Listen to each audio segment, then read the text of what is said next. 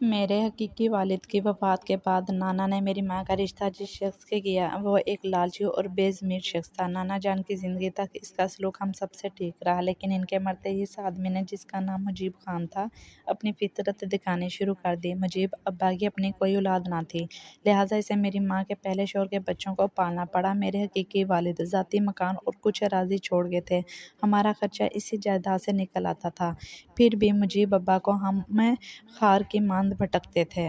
ہم 3 بہن بھائی تھے۔ جب حقیقی والد کی وفات ہوئی میں 2 برس کی اور دونوں بھائی مجھ سے کچھ بڑے تھے۔ میرے حقیقی والد کی زرعی اراضی کی پیداوار پر ابا کا گزارا تھا، تب بھی وہ کوئی کام نہ کرتے تھے۔ کچھ دن ادھر تو کبھی ادھر ہلکا پھلکا کام ڈھونڈ لیتے اور تھوڑے عرصے بعد کام چھوڑ کر گھر بیٹھ جاتے تھے۔ ان کے دوست بھی اچھی صحبت کے نہ تھے۔ ابا کو بھی انہوں نے چرس کی لت لگا دی تھی، لیکن اب کیا ہو سکتا تھا؟ میری ماں ایک شریف عورت تھی، ہر حال میں ان کو گزارا کرنا ہی تھا۔ میرے بھائیوں کو ماں نے اسکول میں داخل کرا دیا کہ بڑے ہو کر انہوں نے ہی گھر کا بوجھ اٹھانا تھا، لیکن ابا نے مجھے اسکول نہ جانے دیا۔ ماں سے کہتے کہ لڑکی کو پڑھا کر کیا کرنا ہے، اس کو گھرداری اور سلیقہ سکھاؤ، یہی عورت کی کامیاب زندگی کی ضمانت ہے۔ کہ وہ سلیقہ شعار اور فرمانبردار ہو۔ بھائی چھوٹے تھے، میری حمایت میں نہیں بول سکتے تھے۔ یوں میں اسکول جانے سے رہ گئی۔ جن دنوں میں 5 سال کی تھی، انہوں نے میری قسمت کا فیصلہ کر دیا۔ عید میں 2 دن تھے۔ والد صاحب نے امی سے کہا، بخت بی بی، میں اپنے دوست کے پاس کسی کام سے جا رہا ہوں، کلثوم کے لیے عید کے کپڑے اور چوڑیاں لینی ہیں تو اسے تیار کر دو۔ میں اس کے لیے شہر سے ریڈی میڈ کپڑے، نئی جوتی اور چوڑیاں لیتا آؤں گا اور بچی سیر بھی کر لے گی۔ ماں مجھ سے بہت پیار کرتی، سوچا کہ عید کی شاپنگ سے میری بچی خوش ہو جائے گی، سیر بھی کر لے گی۔ انہوں نے مجھے نہلایا اور صاف ستھرے کپڑے پہنا کر تیار کر دیا۔ والد صاحب میری انگلی پکڑ کر گھر سے چل دیے۔ میں جو بخت بی بی کی بیٹی بے بخت ہونے کو باپ کے ساتھ آنکھوں میں سیر سپاٹے کا خواب سجا کر گھر سے نکل آئی تھی، شہر جانے کی بجائے ابا ایک بیل گاڑی میں بیٹھ کر اگلے گاؤں آ گئے۔ یہ بیل گاڑی ہرے چنوں سے بھری ہوئی تھی اور گاؤں جا رہی تھی۔ تمام راستہ میں ہرے چنے کھائی گئی، مسافرت کا بھی پتہ نہ چلا اور ہم گاؤں آ گئے۔ ابا نے دوست سے ملنے کا بہانہ کیا تھا، اصل میں وہ میرے بدلے اپنی شادی طے کرایا تھا۔ اس کو نوعمر لڑکی سے شادی کا شوق تھا، جبکہ امی اس سے 5 برس بڑی اور 3 بچوں کی ماں تھی۔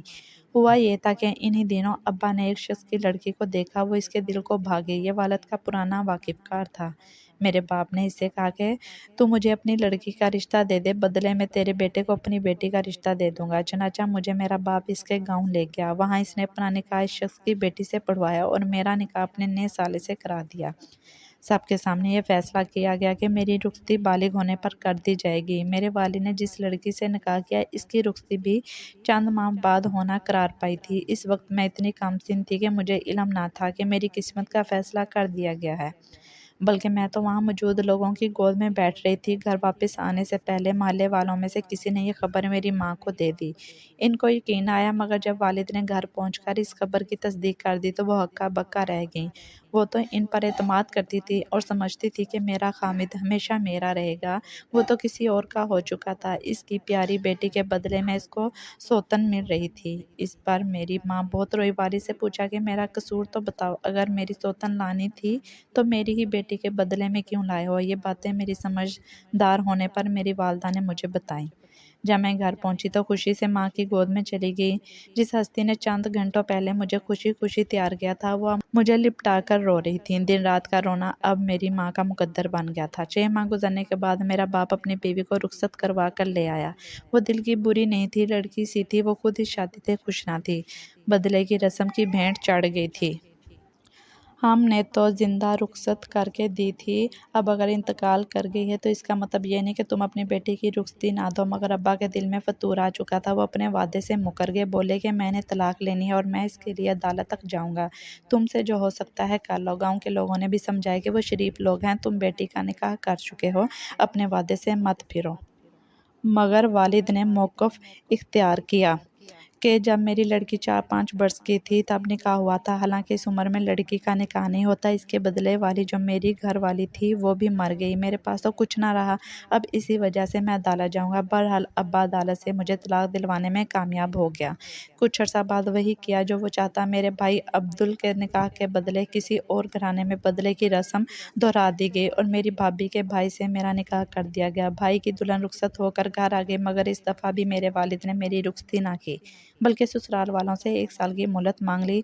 भाभी का भाई जिससे मेरा निकाह हुआ था किसी लड़की के इश्क में गिरफ्तार था। इसने मुझसे सिर्फ इसलिए निकाह किया था कि इसकी बहन की शादी वट्टे सट्टे के बगैर नहीं हो सकती थी। अब्बा को जब इस अमर का इल्म हुआ कि वो मुझसे शादी नहीं करना चाहता था तो इसको बड़ी खुशी हुई। इसने माँ से कहा, ये अच्छा हुआ, अब मैं इस लड़के से कहता हूँ कि हक महर की आधी रकम दे दो, हम तुमसे खुला ले लेते हैं, इस तरह तुम अपनी पसंद की शादी कर लेना और हम इस रकम से अपनी बेटी की किसी और जगह शादी कर देंगे। जब मेरे चचा ने ये सुना तो कहा, मुझीब शर्म करो बेटी, बकाऊ चीज़ नहीं होती, तुम लड़के से क्या बात करने चले, इसके बुजुर्गों से बात करो जिनकी मर्जी से रिश्ता हुआ था। क्या दोबारा खुला के लिए बेटी को अदालत ले जाओगे? जो बात करनी है कचहरी में जाने की बजाय ज़ुबानी कलामी कर लो या बरादरी को हमरा ले लो। लेकिन अब्बा के दिल में तो लालच ने घर कर लिया था। उन्होंने किसी की ना मानी और इन लोगों से जानबूझकर पर्दा करके तलाक का मुतालबा कर दिया। मेरी माँ रोने लगी कि अब मेरी बेटी को दोबारा तलाक मत दिलवाओ, बल्कि खुशी खुशी रुखसती दे दो। इस पर अब्बा ने जूता उठाकर मेरी माँ को मारा तो वो बेचारी सिसक कर चुप हो गई। अब्बा एक बार फिर मुझे अदालत ले गया। कचहरी और तहसील के चक्कर लगने लगे। मुझे कहा, अदालत में ये कहना और ये कहना है, और मैं दुआ करती कि खुदा करे ये बातें मुझे याद रह जाएं, वरना वो घर आकर मेरी खाल उधेड़ डालेंगे। साल भर कचहरी के चक्कर लगते रहे। जिससे निकाह हुआ था इसने अदालत में बयान दिया कि मैं किसी से इश्क नहीं करता, कुलसूम मेरी बीवी है, मैं इसके साथ ज़िंदगी बसर करना चाहता हूँ। लेकिन मेरा बाप डरा कर वही बयान दिलवाता था जो वो चाहता था। बिलाखिर इस बार भी मुझको खुला दिलवाने में कामयाब रहा। वो मेरे तीसरे निकाह की तैयारियां करने लगा तो माँ ने कहा, कुलसूम तो खुद से कह दे कि अब मैं निकाह नहीं करूँगी, बस बहुत हो गया। मैंने अब्बा से जुर्रत करके कह दिया। वो बोला, बस बेटे ये आखिरी दफ़ा है, तेरे दूसरे भाई का भी घर तो बसाना है, यहाँ वट्टे सट्टे के बगैर लड़के की शादी नहीं हो सकती। तेरे बदले तेरे छोटे भाई का घर बस जाएगा। मैं इसीलिए ऐसा कर रहा हूँ, वरना मुझे और क्या लालच है। अब्बा के तेवर देख मेरी फूफी के घर चली गई और इनको तमाम अहवाल बताकर कहा कि उम्र भर कंवारी रह लूँगी, मगर ये बार बार निकाह वाला खेल अब नहीं कर सकती। वो बेचारी सोच में पड़ गई कि क्या करे। 2 दिन भी ना गुजरे थे, मेरा बाप फूफी के घर चंद लोगों के हमरा आ गया, साथ गाँव का मौलवी भी था। ये सब मेरा निकाह पढ़ाने आए थे, किसी को मेरे रोने धोने की परवाह ना थी। उन्होंने ज़बरदस्ती मेरे निकाह पर अंगूठे लगवाए और चले गए। अब्बा ने फूफी को धमकाया कि निकाह हो गया है, मैं इसका दिमाग दुरुस्त कर लूँ तो आप ही मान जाएगी, कुछ दिन ठहर कर मैं इसकी रुखसती कर दूंगा। खुदा की करनी, निकाह के तीसरे रोज़ मेरी माँ फौत हो गई। मेरी सगी फूफी हमारे घर आई और चंद रोज़ मेरे साथ रही। उन्होंने मेरे भाइयों से कहा कि तुम्हारा बाप बेगैरती पर उतर आया है, तुम्हारे घर आबाद है, मगर इसका अपना घर खाली हो गया है। अब ये तीसरी शादी ज़रूर करेगा, लिहाजा तुम कुलसूम बीबी को जल्द अज जल्द रुखसत करने की करो, वरना ये फिर इसको तलाक दिलवा कर इसके ज़रिए अपनी शादी का सामान करेगा। ये बात 16 आने से ही थी सो भाइयों ने मेरी निगरानी शुरू कर दी। उन्होंने भी मेरे निकाह के मुकदमों की वजह से काफ़ी खुवारी उठाई थी। बड़े भाई के ससुराल वाले अब तक नाराज़ थे। ये तो भाभी ने हिम्मत की और अपना घर ना टूटने दिया, वरना अब्बा तो इसकी भी तलाक करवाने पर तुले हुए थे। दोनों भाइयों ने सुलह की कि अगर अब्बा इस बार भी कुलसूम बीबी की रुखसती पर जल्द राज़ी ना हुए तो हम इसको मकान के एक कमरे में बंद करके ताला लगा देंगे, अपनी बहन की रुखसती कर देंगे। मेरे ससुराल वाले जल्द रुखसती का मुतालबा कर रहे थे, इधर दोनों भाई भी अब्बा पर दबाव डाल रहे थे। अब्बा हर बात के जवाब में कहता, तुम लोगों को इतनी क्या जल्दी पड़ी है, बेटी की शादी धूमधाम से करूँगा, अच्छा जहेज दूंगा, ज़रा तैयारी तो कर लेने दो, सोचने समझने का मौका तो दो। भाई बोले, अब्बा अब तुम क्या सोचोगे, कुलसूम के निकाह करने से पहले सोचना था। मगर अब्बा ने दिल में कुछ और ठानी हुई थी। इधर भाइयों ने अपने तौर पर मेरी रुखसती की तैयारियां शुरू कर दी और कहा कि देखते हैं अब हमें कौन रोकता है। अब्बा की नीयत में फतूर था। इसने सोचा लड़के बड़े हो गए हैं, अब ये मेरी नहीं चलने देंगे। बस एक रोज़ इसने मेरी फूफी को तैयार किया, कुलसूम बीबी को शहर ले जा रहा हूँ ताकि तुम मेरी बेटी के जहेज के जोड़े खरीदने में मदद कर सको। फूफी उनकी बातों में आ गई कि चलो अब किसी तरह अपने घर की होगी। भाइयों को इन पर एतबार था सो मना नहीं किया और मैं फूफी के साथ इनके घर चली गई। वहाँ अब्बा पहले से मौजूद था। वो हमें लेकर बाजार आया। वहाँ फूफी को एक वाकिफ के घर बैठा दिया और कहा कि तुम टांग से लंगड़ी हो, बाजार में रश है, वहाँ कहाँ चल सकती हो, मैं कुलसूम को अपने दोस्त की बीवी के साथ ले जाता हूँ, ये अपनी पसंद के जोड़े खरीद लेगी। फूफी बेचारी हाँफती कामती रह गई और अब्बा मुझे बाजार ले आया, चंद जोड़े दिलवाए, फिर इस औरत को जिसको वो दोस्त की बीवी कह रहा था घर भेज दिया कि फूफी को कहना वो घर चली जाए, हमें खरीदारी भी में देर लगेगी। मैं कुलसूम को लेकर इनके घर आ जाऊंगा। बाजार में एक सफ़ेद रंग की वैगन तैयार खड़ी थी। अब्बा ने मुझे इसमें बैठाया, खुद आगे कहीं जाकर उतर गया और मैं इसमें बैठी रह गई।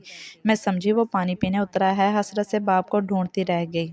दरअसल इसने इन लोगों से 8 लाख रुपए लिए और रकम जेब में डालकर चला गया। पुप्पी जब गांव पहुंची तो रो पीट रही थी। अब्बा ने इसको समझा दिया था कि कहना कि कलसूम मेरे घर आई और थोड़ी देर बाद ही बाहर चली गई, वो किसी के साथ भाग गई है।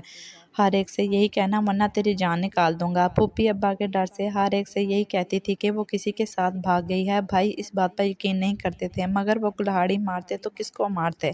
पुप्पी बेचारी बूढ़ी और अब्बा घर पर था ही नहीं, न जाने किधर गायब था। उधर ससुराल वालों को भी कुछ कहना था। इस बार तलाक का केस आसान ना था। वो इनसे कहते अब्बा किसी काम से पेशावर गए हैं, आ जाएं तो बात करते हैं।